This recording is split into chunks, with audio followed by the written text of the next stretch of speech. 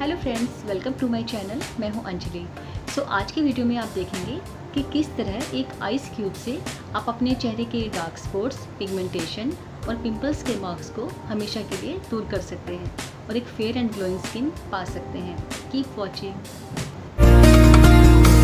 Believe in yourself.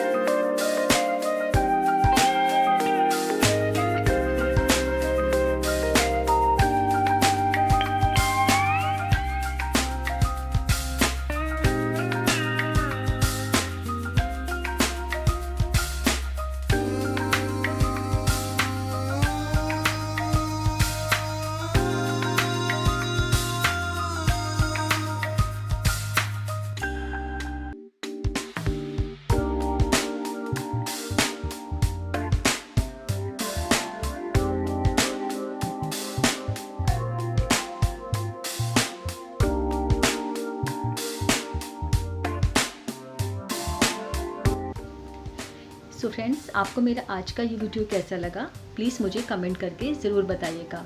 मिलती हूँ मैं आपसे अपने नेक्स्ट वीडियो में। तब तक के लिए बाय। Thanks for watching.